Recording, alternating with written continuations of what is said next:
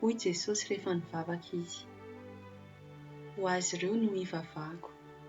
Tsy ho an'izao tontolo izao no hivavahako, fa ho an'ireo nomenao ahy, satria anao ireo. Fa izay rehetra ahy dia anao, ary izay rehetra anao dia ahy.